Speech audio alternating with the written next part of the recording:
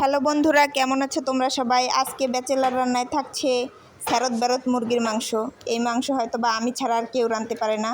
এটা রান্না করার জন্য আমি প্রথমেই সুন্দরবন থেকে 9 মাস যুদ্ধ করে আগত মুরগির মাংস এবং মাটির নিচ থেকে প্রাপ্ত গুপ্তধন আলুগুলোকে ভালো করে কেটে ধুয়ে নিলাম।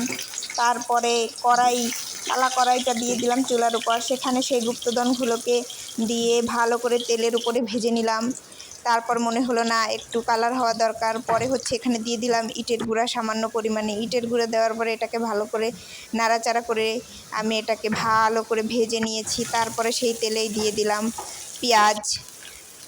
পেঁয়াজগুলো যখন ভাজা ভাজা হয়ে আসছে তখন মনে হলো যে না, এর মধ্যে আর একটু কিছু দেওয়া দরকার। পরে দিলাম রসুন দেওয়ার পরেও এটাকে সুন্দর করে আমি নাড়াচাড়া করে ভেজে নিব।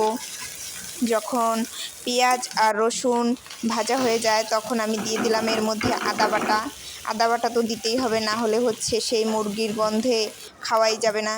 তারপরে সেখানে দিয়ে দিলাম লবণ আমার শেষ হয়ে গিয়েছিল, যতটুকু ছিল ততটুকুই দিলাম। যাই হোক, পরে এর মধ্যে দিয়ে দিলাম কাঠের গুঁড়া বলতে দারচিনি, এলাচ আর জিরা।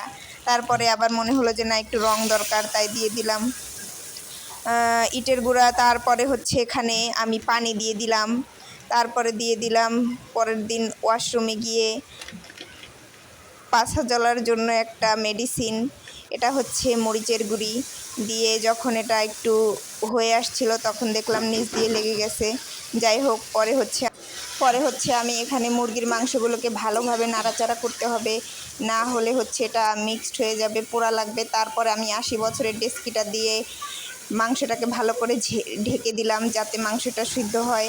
তারপরে মনে হলো আলুগুলোকে একটু দেওয়া দরকার, কারণ আলু আর মাংস একসাথেই সিদ্ধ হবে। যখন হবে তারপরে এটা খুলে দেখি এরকম একটা অবস্থা হয়েছে। যাই হোক, মনে হলো যে অনেকক্ষণ নাড়াচাড়া করছি, এবার পানি দেওয়া দরকার। পানি দেওয়ার পরে অনেকক্ষণ জাল করার পরে পানিটা যখন কমে আসলো তখন এই হইলো আমার মাংসের ফাইনাল লুক। যতই ব্যাচেলার মানুষ হোক, যতই যাই হোক, এইভাবে মাংস রান্না করলে 100% শিওর 1 প্লেট ভাত খাওয়া যাবে।